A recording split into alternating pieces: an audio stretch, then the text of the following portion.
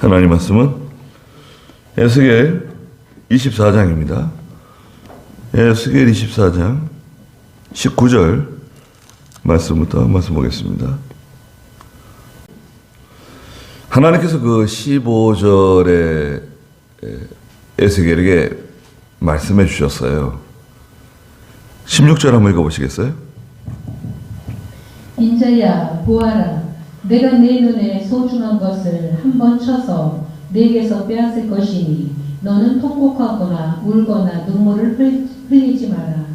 너는 조용히 탄식하고 죽은 자들을 애도하지 말며 네 두건을 두르고 네 발에 신을 신으며 수염을 가리지 말고 사람들의 음식을 먹지 마라.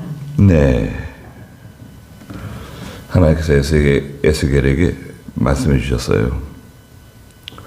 16절에 보니까 인자야 보아라, 내가 너의 눈에 그 소중한 것을 한번 쳐가지고 네게서 빼앗을 것이다. 그 소중한 것은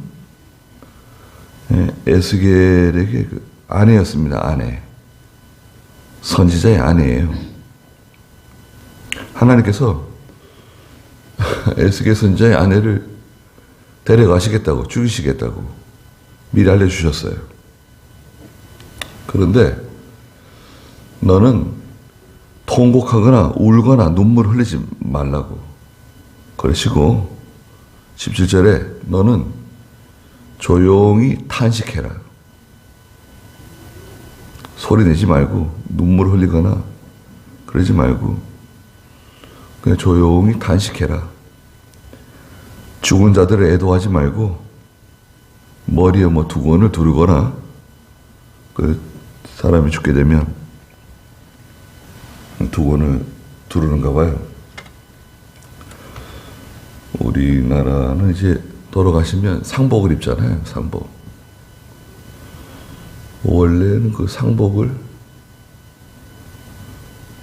검은색을 입는 건가요? 흰색을 입는 건가요?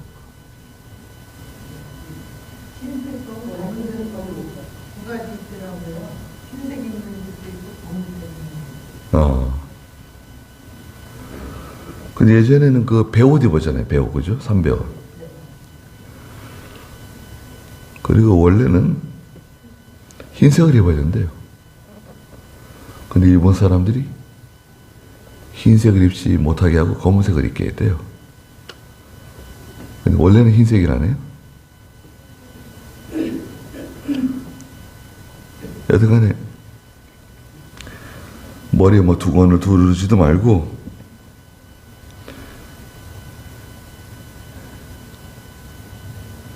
머리에 두건을 두르고 발에 신을 신고 수염을 가리지 말고 또 사람들이 뭐 음식 갖다 주는데 그 음식도 먹지 말라는 거예요. 그 장례집에 이제 음식을 가져왔는가 봐요. 그 음식도 먹지 말라고 말씀하시고 나서 18절에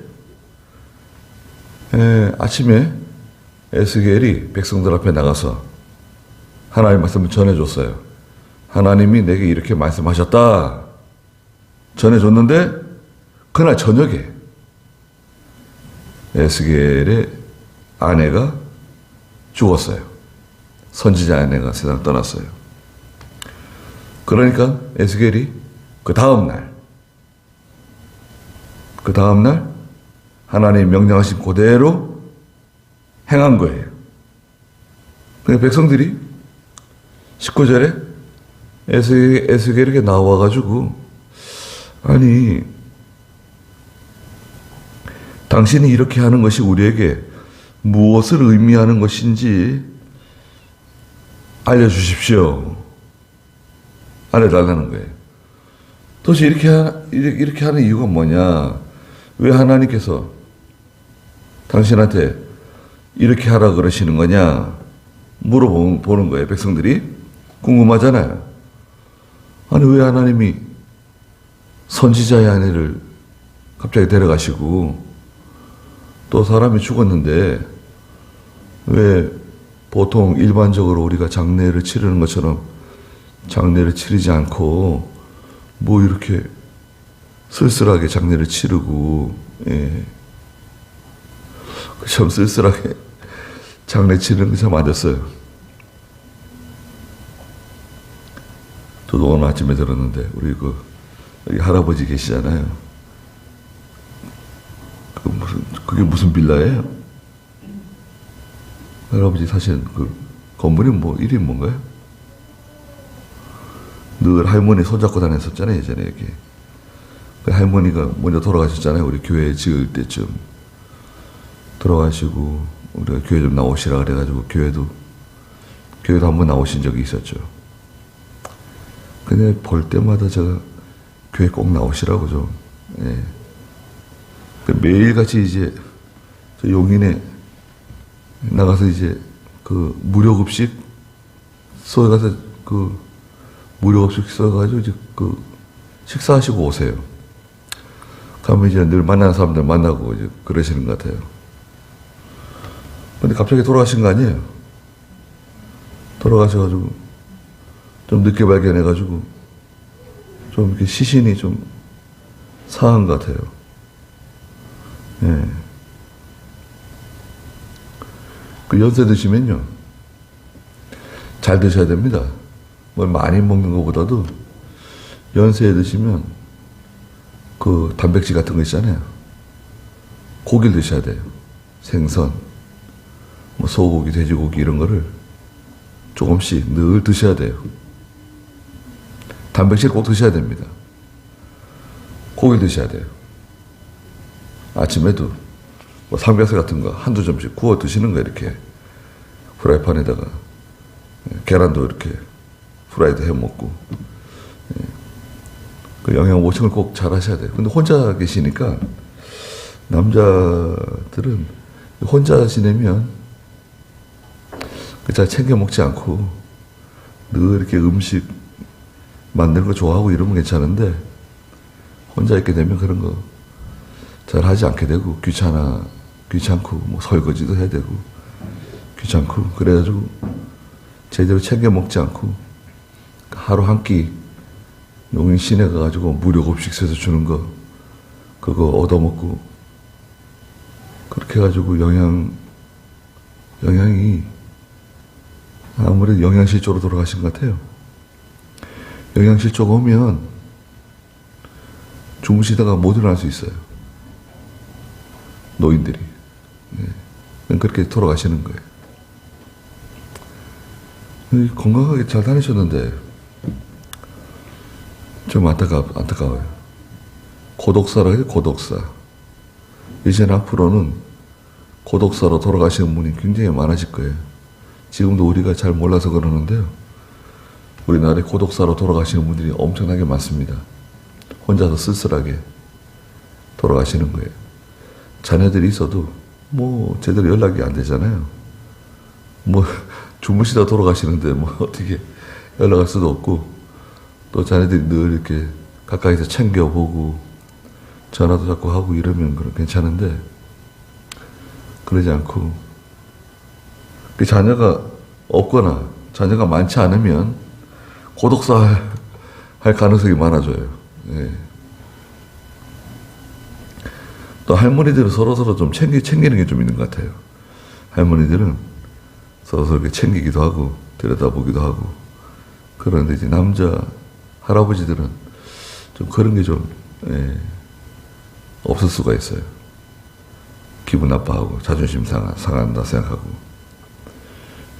왜 남의 집에 자꾸 찾아오냐 왜 자꾸 들여다보냐 그럴 수도 있고 그런데 갑자기 이제 세상 떠날 수 있죠.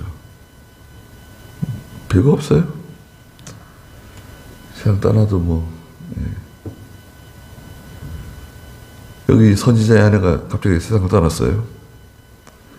그런데 하나님께서 애도하지도 말고 뭐 음식 갖다 주는 거 먹지도 말고 머리에 수건을 두르고 신발을 그대로 신고 수염도 가리지 말고 그렇게 말씀하셨잖아요. 눈물 흘리지도 말라는 거예요. 고 가지도 말라는 거예요. 도대체 이게 무엇을 가르쳐 주시는 겁니까? 우리에게 무엇을 알려주시는 겁니까? 백성들이 와서 물어봤어요. 그러니까 하나님께서 에스겔에게 백성들에게 알려주라는 거예요. 21절 읽어보시겠어요? 너는 이스라엘 족속에게 말하여라. 여호와가 이같이 말한다. 보아라. 너희 권세의 자랑이고 너희 눈에 소중한 것이며 너희 마음의 기쁨인 내 성소를 내가 모독할 것이다. 그리고 너희가 남겨둔 너희 아들들과 딸들이 칼에 쓰러질 것이다. 네. 이스라엘 족속에 가서 알려주라는 거예요. 말해주라는 거예요. 여호와가 이것이 말한다. 보아라. 너희 권세의 자랑. 참 자랑할 만한 권세가 있는, 또 너희 눈에 소중하고, 얼마나 소중하고, 또 너희 마음의 기쁨. 그게 항상 그 마음에 큰 기쁨을 주는 대상이 있단 말이죠. 그게 뭐냐? 이스라엘 백성들에게는 성소의 성소, 하나님의 성전이에요. 예? 우리가 말하는 그 솔로몬 성전입니다. 솔로몬 성전 얼마나 아름답습니까? 다윗 아들 솔로몬이 그 어마어마한 그 돈을 그 성전 건축에 사용했죠. 대부분의 그 비용은 아버지 다윗이 죽기 전에 다 준비해 놨어요. 금, 은, 노, 나무 다 준비해 놓은 거 가지고 이제 물론 솔로몬이 또 이제 목재라든지 이런 거, 대리석 같은 거 준비하게 됐지만 많은 게 준비되어 있었어요. 그거 가지고 이제 솔로몬 성전 지었잖아요. 예, 성전을 지었는데 얼마나 아름다운지 말이죠. 이스라엘 백성들에게는 그게 권세의 자랑이고요.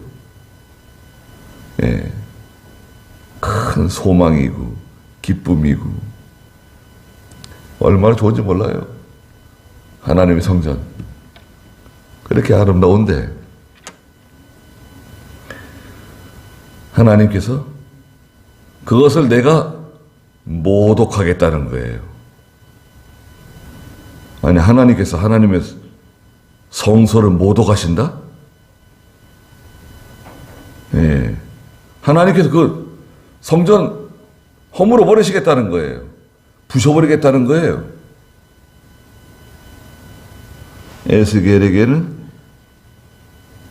그 사랑하는 아내, 기쁨이고 즐거움이고 그 사랑의 대상인 아내를 잃었잖아요. 하나님 데려가셨잖아요. 내가 이스라엘 백성들에게 기쁨이고 권세의 자랑이고 소망인 그 눈에 소중한 그 하나님의 성전을 내가 모독할 것이다. 그리고 너희가 남겨둔 너희의 아들들, 딸들을 칼에 쓰러지게 할 거다. 칼에 쓰러진다는 거. 칼에 쓰러지지 않는다? 그러면 전염병에 쓰러질 거다. 전염병에 쓰러지지 않을 거다? 그러면 굶어 죽을 거다. 뒤에 또 말씀하세요. 칼에 쓰러지는 사람은 누굽니까? 성 밖에 있는 사람은 칼에 쓰러지고 성 안에 있는 사람은 전염병에 쓰러지고 그 다음에 종국에는 굶어 죽게 돼. 기근에 먹을 게 없어서 굶어 죽게 될 거다. 22절에 너희는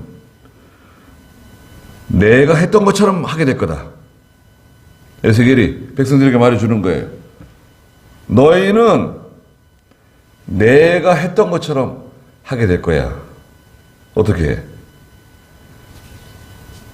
눈물을 흘리지도 못하고 통곡하지도 못하고 머리에 두건을 두르고 조용히 탄식하면서 신을 벗지도 못하고 음식도 먹지 못하게 될 거다. 그거 아니에요. 너희가 수염을 가리지 않고 사람들의 음식도 먹지 않을 것이다. 너희 두건을 너희 머리에 두르고 너희 신을 너희 발에 신은 채 너희가 통곡하거나 울지 못할 것이다. 너희가 너희 죄악 때문에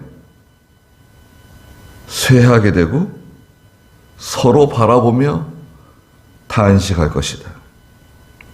자, 원인이 나왔네요. 원인은 뭐냐? 너희 죄악 때문에 망하게 된다는 거예요. 지금은 아무 문제 없어요. 지금 현재는 문제가 없지만 앞으로 그렇게 된다는 거죠.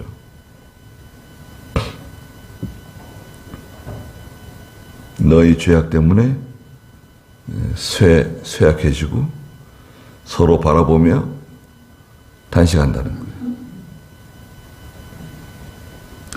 죄를 짓게 되면 다 약해져요. 예? 죄를 짓게 되면 다 약해집니다. 건강. 하나님이 건강 가져가세요. 여러분, 건강할 때는 건강이 뭐 중요한지 잘 모릅니다. 젊을 때는 뭐 다리가 아픕니까? 팔이 아픕니까? 뭐 어깨가 아픕니까? 뭐 피곤하면 한숨 자고 일어나면은 또 멀쩡해져가지고 또 일하고 밤을 새도 뭐 한숨 푹 자고 일하면 몸이 건강하고 좋잖아요. 그런데 50, 60, 70 되면 이 피곤이 잘 가시지도 않고 그죠. 예.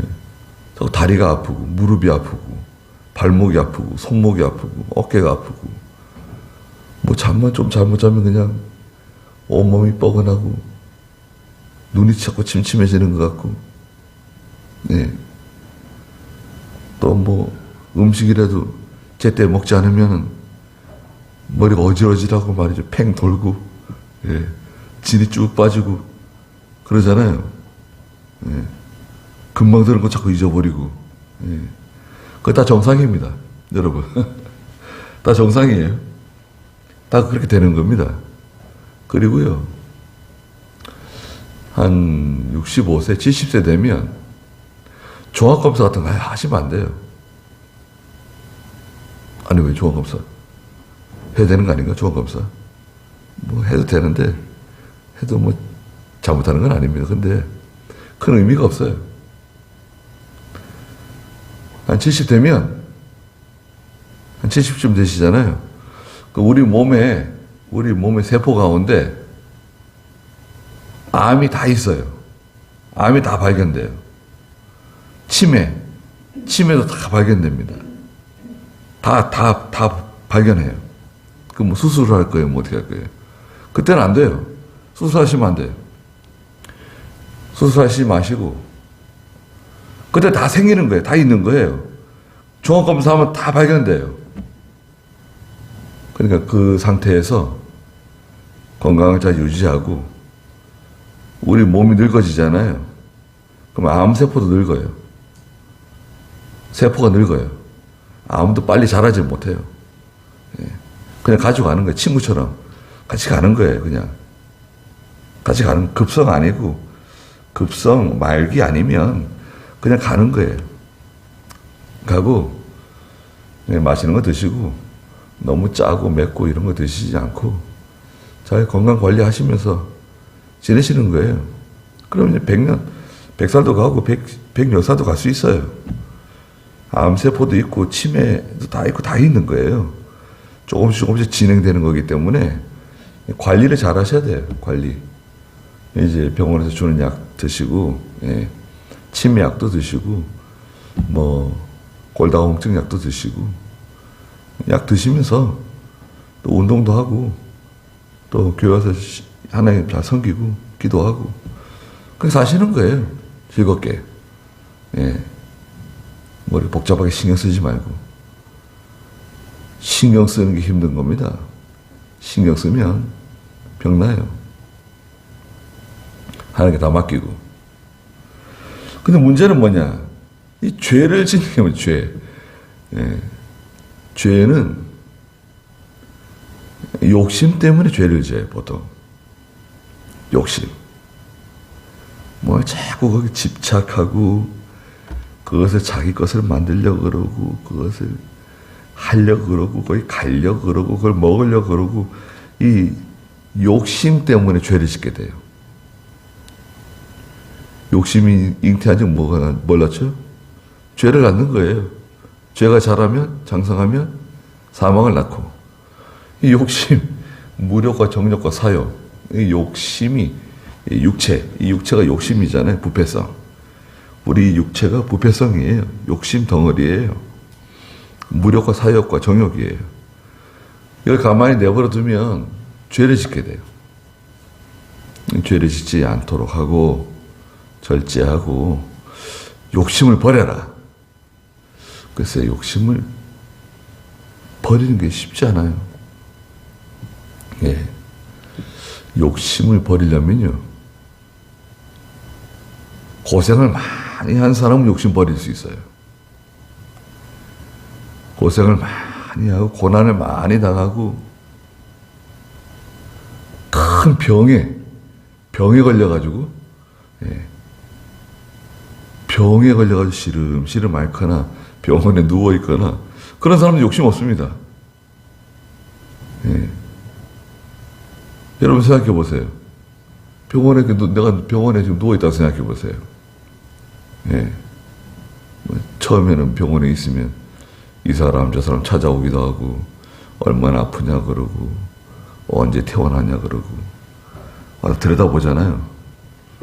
근데 한 달, 두 달, 6개월이 1년, 2년 지나보세요. 그럼 찾아오는 사람도 없어요. 예. 요양원에 가 있으면은 처음에는 자식들도 찾아오고 친구들도 찾아오고 친척들도 찾아오고 그러다가 한 1년, 2년 지나보세요. 찾아오는 사람 없습니다. 꼬박꼬박 찾아온다고 하면 그 사람은 진짜 참 좋은 사람이에요. 꼬박꼬박 나를 찾아온다. 그 진짜 좋은 친구라고 할 수 있죠. 근데 보통 다 잊어져요. 그게 외로워진다고요. 그냥 식사 같은 거 잘 하시고 또 교회 와서 예배 드리고 하나님 말씀에 은혜 받고 또 늘 하던 거 있잖아요. 늘 하던 걸 그대로 해야 돼요. 늘 하던 거 있잖아요. 조금만한 밭대기라도 나가서 돌볼 수 있으면 돌보고 늘 하던 걸 계속 하는 거예요. 계속 무리하지 말고 피곤하면 쉬고. 명당이 어딥니까? 명당은 배산임수라고 뒤에는 산이 푸르른 산이 이렇게 병풍처럼 두르고 물이 앞에 쫙 흘러가는데 물이 곧장 쫙 흘러가면 안 돼요. 그것도 꾸불꾸불 이렇게 물이 흘러가는 그런 물이 앞에 있어야 돼. 그래서 뒤에는 이제 산이 쫙 이렇게 병풍처럼 들이우고, 집은 동남향 딱 이렇게 집이고 앞에 물이 이렇게 겨울물이라도 꾸불꾸불 이렇게 물이 흘러가고, 저녁이 되면 물 흘러가는 소리도 들리고 그런 데가 이제 명당이라고 그러잖아요. 진짜 명당은 어디냐? 자기 명당이 있어요. 명당이 어디냐? 잠을 푹 자는 곳이 명당이래요. 가서 자보면 안 돼요. 이게 명당인지 아닌지 가서 자보면 한다는 거예요. 잠을 잘 못 잔다. 그건 명당이 아니에요. 거기 가기만 하면 나는 아무 데서나 잠을 잘 잔다. 그러면 다 명당이네요. 그건 그 사람한테는 다 명당이에요. 내가 잠을 푹 잘 수 있는 곳 있잖아요. 그게 좋은 곳이에요. 좋은 집이에요. 나한테 맞는 데예요. 그럼 되는 거 아니에요. 집이 커보세요. 큰 집. 아유, 젊을 때는 뭐 관리할 수 있지만, 집이 크면 관리도 안 되고, 뭐 풀도 많이 나고, 벌레도 많이 생기고, 겨울에는 난방비 많이 들어가고, 여름에는 그거 청소하기도 힘들고, 뭐 이렇게 큰 집이 필요해요. 예. 그 예전에는 30평 이상 아파트가, 예, 잘 팔리고, 사람들이 좋아하는 그런 평수, 30평 이상, 한 34평, 35평, 이런 평수 좋아하다가, 지금은요, 지금 몇 평이 인기랍니까? 22평, 24평. 이게 제일 인기래요. 왜 그러냐? 혼자 사는 집이 40%가 넘어요. 지금 우리나라에. 여러분, 젊은 사람이든 노인이든 혼자 사는 집이 가구가 100가구 중에 40가구가 넘어요. 그러면 혼자 살거나 둘이 사는 건데 결국 많으면 셋이에요. 뭐 이렇게 넓은 집이 필요하겠어요? 30평 이상. 그때는 뭐 애들 3명, 4명 낳고 뭐 예, 그렇게 사니까 이제 좀 넓은 집이 필요한데 지금 그렇지 않아요. 그 높은 집.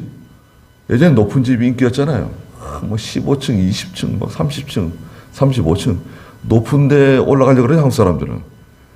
예. 같은 건물이라도 높은 데, 한 층이라도 더 높은 데 올라가려고 그러는데 지금은 안 그래요. 낮을수록 로얄층이에요. 낮을수록 로얄층이고, 예. 특히 애들 있는 집은 1층, 뭐 2층. 또 적은 평수에 낮은 집. 그 넓은 평수, 높은 집. 그 집들이 이제 어떻게 되겠습니까? 불을 보듯 뻔해요. 정말 불을 보듯 뻔합니다. 보십시오. 두고 보세요. 크고 높은 집, 높은 층. 가져가지도 못할 건데, 그거 할부금 내고, 이자 내고, 평생을 그냥 그 집에 매여가지고 고생하다가 세상 떠나면 그거 잘 팔리지도 않은 집을 그거 자식들에게 물려줘가지고 이제 욕박아지 먹게 생겼어요. 이건 지금 지금 하나님 말씀하시는 건 뭐예요? 앞으로 큰 환란이 온다는 거죠. 원인은 뭐예요? 죄 때문에, 죄. 죄 때문에 너희가 쇠하게 되고 서로 바라보며 탄식하게 될 거다. 24절에 에스겔이 봐라. 에스겔이 너희의 표징이다. 에스겔이 아내를 떠나보내고 하는 행동을 가만히 봐라. 너희도 똑같이 이렇게 하게 될 거다. 그가 행한 대로 너희가 다 행할 것이다. 이 일이 이루어지면 너희는 내가 주 여호와인 것을 알게 될 것이다. 그대로 된다는 거예요. 죄를 짓고 하나님 두려워하지 않고 세상 사람들이야 뭐 어떻게 살든지 상관없어요. 여러분, 세상 사람들은 어떻게 살든지 뭐 잘 살든지 못 살든지 병들든지 건강하든지 뭐 그건 중요한 게 아니에요. 그건 다 이제 다 멸망할 거니까, 멸망할 사람들이니까 큰 의미가 없어요. 물론 불쌍하지만 하나님이 거기에는 의미를 두지 않아요. 그 지금 하나님께서 지금 중요한 사람은 하나님 백성들이에요. 믿는 성도들이에요. 믿는 성도들은 죄를 지으면 하나님이 그냥 넘어가질 않으세요. 하나님은 어느 시대나 하나님 백성을 사랑하시기 때문에 믿는 성도들은 죄를 짓고 마음이 하나님에게서 멀리 떠나서 세상을 따라가고 물질을 따라가고 사람을 따라가고 그것을 의지하고 나가면 또 딱 망해요. 반드시 망합니다. 그건 제가 하는 말이 아니에요. 여러분 아시잖아요. 제가 하는 말이 아니라고요. 25절에 너 인자야. 에스겔에게 말씀하시는 거죠. 내가 그날에 그들의 피난처, 그 기뻐하는 영광, 그들의 눈에 기쁜 것들, 그들의 마음에 둔 그들의 아들들과 딸들을 데려가는 날. 아들들과 딸들을 하나님 데려가세요.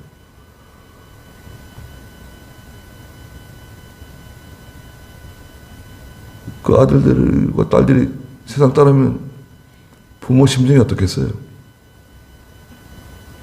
그날에 26절 한 도망자가 네게 와서 네 귀에 들려줄 것이다. 도망쳐서 나온 사람이 전쟁터에서 간신히 목숨을 건져가지고 도망친 사람이 와가지고 에스겔에게 와서 말한다는 거예요. 27절에 그날에 내 입이 열려 네가 도망자에게 말하고 다시는 잠잠하지 아니할 것이다. 네가 그들에게 표징이 되며 그들은 내가 여호와인 것을 알 것이다. 에스겔이 자기의 그 사랑하는 아내가 세상을 떠나가지고 장례 치르는 것을 보여줬잖아요. 하나님이 이스라엘 백성들 앞에 이스라엘 백성들이 보는 데서 그렇게 하라는 거예요.